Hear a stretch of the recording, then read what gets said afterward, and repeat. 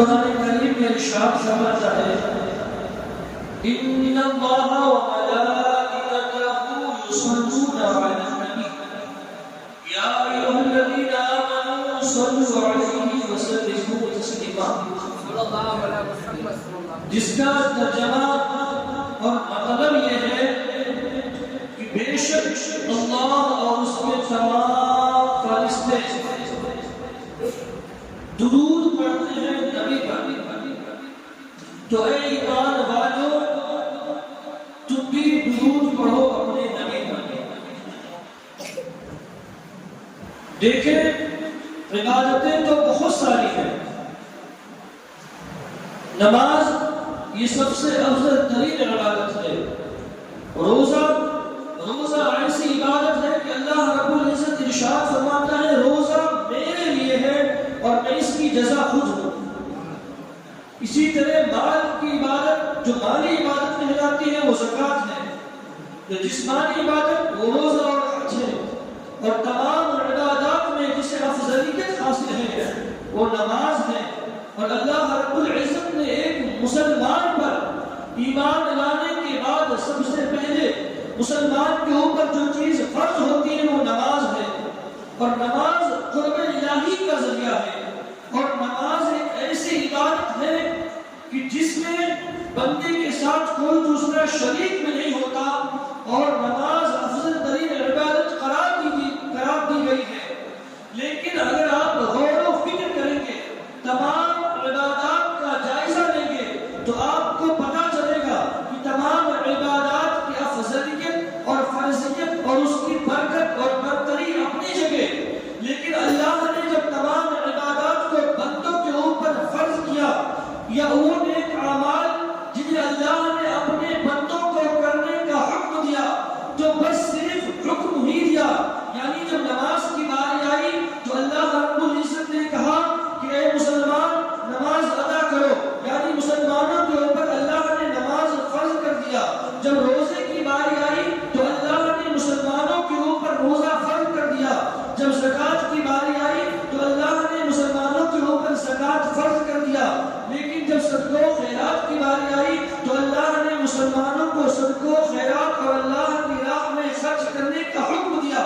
لیکن میں یہ کہنا چاہتا ہوں کہ درود پاک ایک ایسی عبادت ہے جب اس کی باری آئی تو اللہ نے صرف یہ نہیں کہا کہ اے ایمان والو، اے مسلمانوں تم اپنے نبی پر درود پڑھو، بلکہ یہ ایسی مبارک اور برکت عمل اور عبادت ہے جب اس کی باری آئی تو اللہ نے جب یہ آیت کریمہ نازل فرمائی تو اس میں سب سے پہلے یہ بتایا کہ اللہ درود پڑھتا ہے اپنے نبی پر، اور اس کے فرشتے درود پڑھتے ہیں اپنے نبی پر۔ تو اے ایمان والے تم بھی درود پڑھو اپنے نبی پر۔ کوئی ایسی عبادت آپ کو نہیں ملے گی یا کوئی ایسا عمل خیر آپ کو نہیں ملے گا جو اللہ بھی کرتا ہو اور بندے بھی کرتے ہو اور فرشتے بھی کرتے ہو، لیکن درود پاک ایک ایسی افضل ترین بابرکت اور مبارک عبادت اور عمل ہے، کتنی پیاری عمل ہے کہ اللہ رب العزت اسے خود کرتا ہے، اور اس کا حکم دینے کا جو انداز ہے وہ بھی کتنا نرالا ہے۔ اللہ نے فرمایا کہ میں درود پڑھتا ہوں نبی پر، میرے فرشتے درود پڑھتے ہیں نبی پر، تو ایمان والو تم بھی درود پڑھو اپنے نبی پر۔ درود شریف کی برکتیں اور فضائل بے شمار ہیں، حدیث مبارکہ اور تمام کتب بھرے پڑے ہیں، لیکن چند درود پاک کی جو فضیلت ہے وہ ہم یہاں پہ سماعت کرتے ہیں۔ رسول پاک صلی اللہ تعالیٰ علیہ وسلم نے ارشاد فرمایا جو بندہ مجھ پر ایک بار درود شریف پڑھتا ہے اس کے 10 گناہ مٹا دیے جاتے ہیں، اور اس کے نامہ اعمال میں 10 نیکیاں لکھی جاتی ہیں، اور جنت میں اس کے 10 درجے بلند کر دیے جاتے ہیں۔ ایک حدیث مبارکہ میں ہے کہ جب بندہ مجھ پر درود پڑھتا ہے تو ایک بادل پیدا فرما دیا جاتا ہے، اور وہ بادل صبح قیامت تک اس درود پڑھنے والے کے نامہ اعمال میں نیکیوں میں اضافہ کرتا رہتا ہے۔ رسول پاک صلی اللہ علیہ وسلم سے جب سوال کیا گیا کہ یا رسول اللہ جنت میں آپ کو آپ کے سب سے زیادہ تو رسول پاک صلی اللہ علیہ وسلم نے ارشاد فرمایا کہ وہ شخص جنت میں مجھ سے سب سے زیادہ قریب رہے گا جو دنیا میں سب سے زیادہ مجھ پر درود پڑھے گا۔ اسی طرح درود پاک کے فضائل دیکھیں تو ایک سے ایک، کسی درود پڑھنے پہ 1000 نیکیاں ہیں، تو کسی پہ لاکھ، تو کسی پہ کروڑ۔ ایسے ایسے درود پاک ہیں جو پڑھنے پر ہمیں ہزاروں نیکیاں ملتی ہیں۔ اور درود پاک یوں تو ہر ساعت، ہر لمحہ، ہر دن پڑھنا چاہیے، ہر وقت پڑھنا چاہیے۔ اس میں بھی ایک حدیث پاک پیش کروں گا، لیکن اس سے پہلے میں آپ کو بتا دوں کہ یہ جو جمعہ کا دن ہے یہ خاص درود شریف کے لیے ہے، یعنی ہمیں اس دن زیادہ سے زیادہ رسول پاک پر درود پڑھنا چاہیے۔ اور میں آپ کو بتا دوں کہ درود پاک ہے کیا؟ درود پاک ہم رسول پہ تو پڑھتے ہیں، لیکن دراصل اپنے ہی فائدے اور اپنے ہی نیکیوں میں اضافے کے لیے پڑھتے ہیں۔ جب ہم درود پاک کا ورد کرتے ہیں تو ہمارے گناہ مٹتے ہیں، ہماری نیکیوں میں اضافہ ہوتا ہے اور ہمارے درجات بلند ہوتے ہیں اور رسول پاک راضی ہوتے ہیں۔ یہ ایک ایسا عمل خیر ہے، اس کی تمام فضیلت، برکت اور برکت اپنی جگہ ہے۔ اس کی سب سے پیاری بات تو یہی ہے کہ ایسا عمل خیر ہے جسے اللہ خود کرتا ہے، فرشتے خود کرتے ہیں، پھر اللہ مومنین کو کرنے کا حق دیتا ہے۔ اب آئیے ایک اور حدیث پاک سماعت کریں۔ رسول پاک صلی اللہ علیہ وسلم کی بارگاہ میں ایک صحابی آتے ہیں اور کہتے ہیں یا رسول اللہ، میں نے اپنے دن کے ایام کو 4 بھاگ میں بانٹ رکھا ہے، 4 حصوں میں میں نے ڈیوائیڈ کیا ہے، اور ایک حصے میں اللہ کی عبادت کرتا ہوں، اور ایک حصے میں تجارت کرتا ہوں، اور ایک حصہ جو بچتا ہے وہ میں اپنے اوپر، اپنے گھر والوں کے اوپر لگاتا ہوں، اور ایک میرے وقت کا جو ایک حصہ ہے، 4تھائی حصہ، وہ میں آپ پر درود پڑھتا ہوں۔ تو رسول پاک نے فرمایا بہت اچھی بات ہے، بہت خوب، لیکن کیا ہی بہتر ہوگا کہ اگر تم اس درود کے وقت کو ذرا بڑھا دو۔ وہ صحابی چلے جاتے ہیں، چند دنوں کے بعد آتے ہیں اور کہتے ہیں یا رسول اللہ، اب میں نے اپنے تمام وقت کو 3 حصوں میں تقسیم کر دیا ہے، اور ایک حصے میں اللہ کی عبادت کرتا ہوں، اور ایک حصے میں تجارت کرتا ہوں، گھر والوں کو وقت دیتا ہوں، اور ایک وقت میں آپ پر درود پڑھتا ہوں۔ رسول پاک نے فرمایا بہت خوب، لیکن کیا ہی بہتر ہوگا کہ اگر تم اس درود کے وقت کو بڑھا دو۔ کچھ دنوں کے بعد پھر وہ صحابی آتے ہیں اور عرض کرتے ہیں یا رسول اللہ، میں نے اب اپنے وقت کو 2 حصوں میں تقسیم کر رکھا ہے، ایک حصے میں فرض بھی ادا کرتا ہوں اور تجارت بھی کرتا ہوں، گھر والوں کو بھی ٹائم دیتا ہوں، اور ایک وقت آپ پر درود پڑھتا ہوں۔ رسول پاک نے فرمایا بہت خوب، لیکن کیا ہی بہتر ہوگا کہ تم اس درود کے وقت کو بڑھا دو۔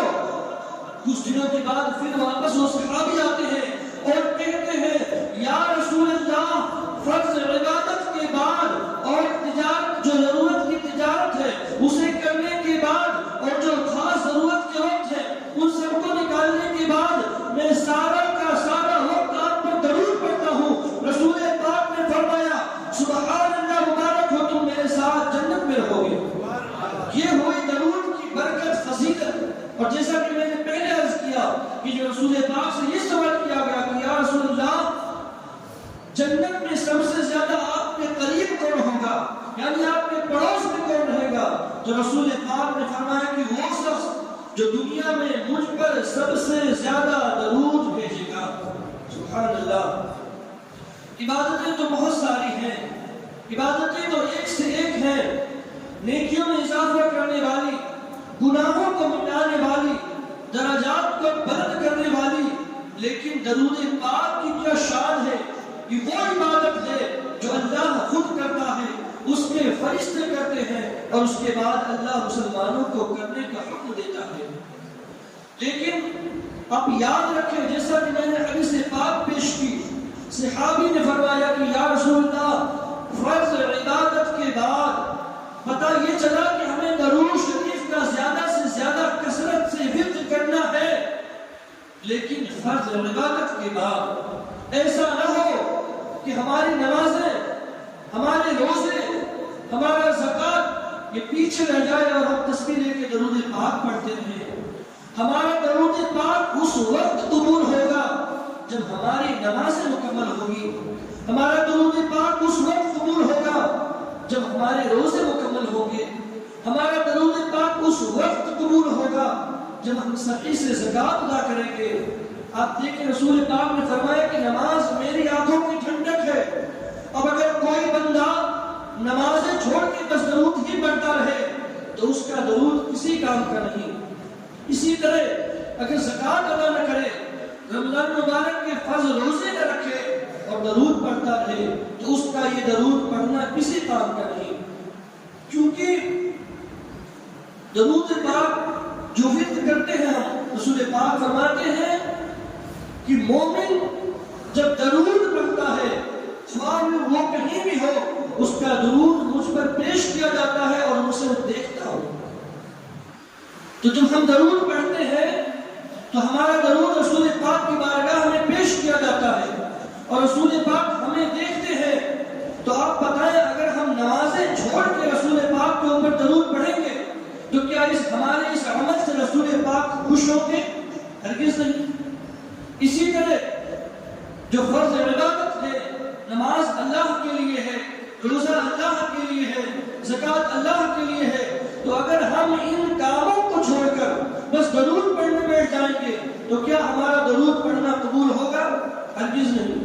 تو ہمیں چاہیے کہ جو ہمارے اوپر جو چیزیں فرض ہیں، خواہ وہ عبادت ہو یا دوسری چیزیں ہو، ہم پہلے اس پر عمل کریں، اور فرض ہے، واجب ہے، اس پر عمل کرنے کے بعد، اس کو ادا کرنے کے بعد ہمیں یہ چاہیے کہ ہم زیادہ سے زیادہ درود پاک کا ورد کریں تاکہ ہمارے گناہ مٹیں اور ہماری نیکیوں میں اضافہ ہو۔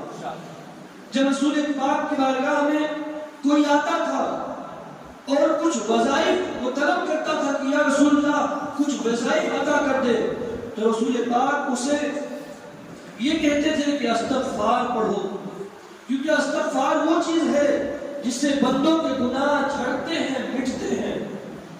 اور دوسرا وظیفہ لا حول ولا قوت الا باللہ العلی العظیم عطا فرماتے تھے، کیونکہ رسول پاک نے فرمایا کہ لا حول جو ہے یہ جنت کے خزانوں میں سے ایک خزانہ ہے۔ اور تیسرا ورد فرماتے تھے جیسا کہ حدیث پاک میں مذکور ہے، حدیث پاک یہ درود پاک، کیونکہ درود پاک کی ایسی برکتیں ہیں، ہمارے علماء، ہمارے مشائخ اور محققین لکھتے ہیں کہ بندہ کسی بھی طرح کے مشکل میں، مشکلات میں، پریشانیوں میں گرفتار ہو تو درود شریف کا ورد کرے۔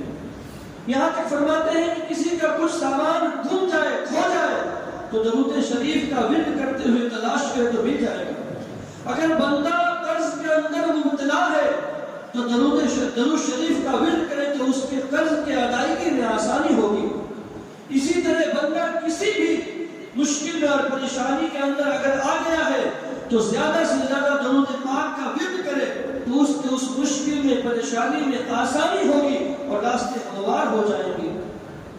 کیونکہ جیسا کہ میں نے بتایا کہ حدیث پاک میں ہے کہ جب بندہ درود پڑھتا ہے تو اس کا درود رسول پاک کی بارگاہ میں پیش کیا جاتا ہے اور رسول پاک اسے دیکھتے ہیں، اس پر نظر ہوتی ہے۔ تو آپ یہ بتائیں کہ جس بندے پر رسول پاک کی نظر خاص ہوگی کیا پھر وہ کسی پریشانی اور کسی مشکل میں رہ سکتا ہے؟ ہرگز نہیں۔ تو اسی لیے ہمیں چاہیے کہ زیادہ سے زیادہ درود پاک کا ورد کریں، کثرت کریں اور اپنے زندگی روز مرہ کا یہ معمول بنا لیں کہ ہمیں اس وقت اس ٹائم اتنا درود پاک پڑھنا ہے۔ یعنی آپ دیکھیں سب سے آسانی ہمارے لیے اس میں ہے کہ ہم نمازوں کی پابندی کریں اور نمازوں کے بعد درود پاک کے ورد کا معمول بنا لیں۔ یعنی فجر کے بعد اتنے بار درود شریف، ظہر کے بعد، عصر کے بعد، مغرب کے بعد، اگر ہم پانچوں نماز کے بعد اگر ہم 100 بار درود شریف پڑھیں گے تو انشاءاللہ پورے دن میں ہم 500 بار درود شریف کا ورد کر لیں گے۔ اور ہمارے علماء لکھتے ہیں کہ ہر مسلمان کو، ہر مومن کو، ہر عاشق رسول کو دن میں کم سے کم 500 بار رسول پاک پر درود پڑھنا ہی چاہیے۔ اب آپ کہیں گے کہ 500 بار اتنا ٹائم نہیں ہے، تو دیکھیں درود سینکڑوں درود ہیں، الگ الگ ہیں، چھوٹے بڑے بہت سارے درود شریف ہیں. تو اگر آپ چھوٹا درود پڑھیں گے تو بہت ہی کم ٹائم میں آپ پڑھ لیں گے. جیسے دیکھیں صلی اللہ علی محمد صلی اللہ علیہ وسلم، اس میں 2 درود شریف آ گئے. صلی اللہ علی محمد یہ بھی درود شریف، صلی اللہ علیہ وسلم یہ بھی درود شریف. تو درود شریف کا ورد کریں خواہ کس طرح بھی ممکن ہو. اگر آپ کے پاس ٹائم ہے تو آپ بڑے درود شریف پڑھیں، کیونکہ جب الفاظ بڑھیں گے تو نیکیاں بڑھیں گی. یعنی جو بڑے درود شریف ہوں گے جس میں لفظ ورڈ زیادہ ہوں گے اس میں نیکیاں بھی زیادہ ہوں گی.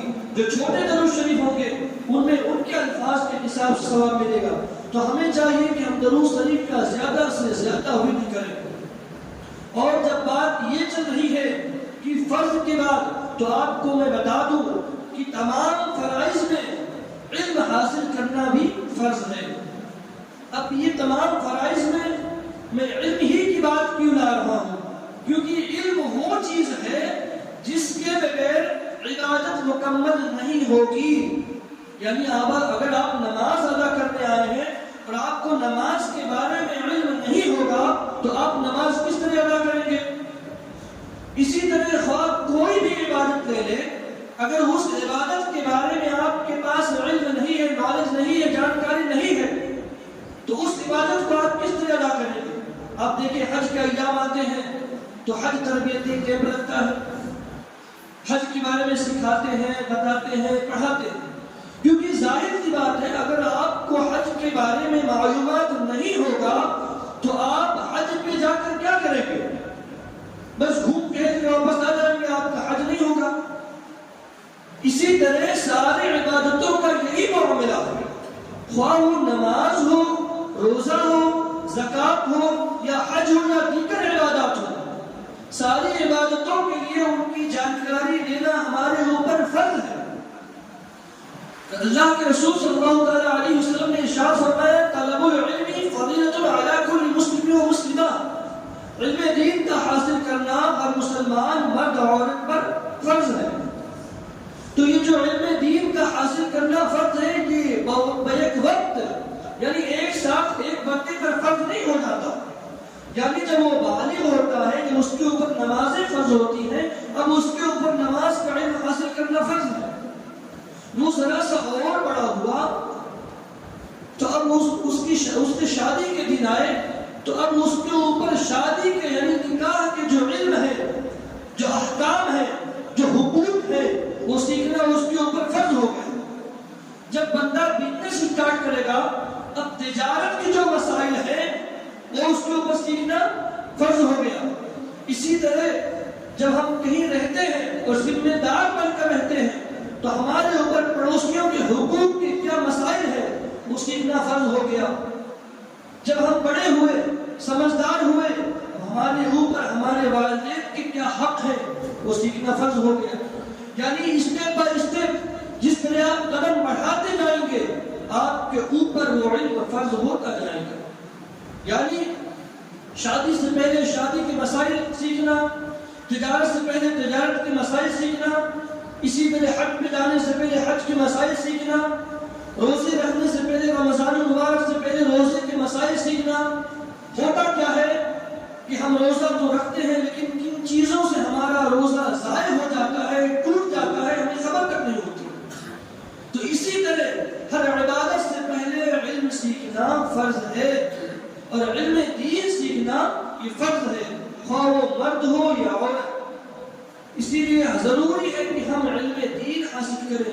جب علم حاصل کریں گے تو اسی کے حساب سے ہماری عبادتیں بھی ہوں گی اور دنیاوی سارے معاملات خواہ وہ والدین کے ہوں یا اولاد کے ہوں یا پڑوسیوں کے ہوں یا تجارت کے ہوں، ساری چیزوں میں ہمیں علم کا حاصل کرنا ضروری ہے. تو اللہ ہمیں اور آپ کو توفیق دے کہ ہم زیادہ سے زیادہ علم دین حاصل کریں. اور واخر دعوانا الحمدللہ رب العالمین. کچھ اعلانات سے سماعت فرما لیں.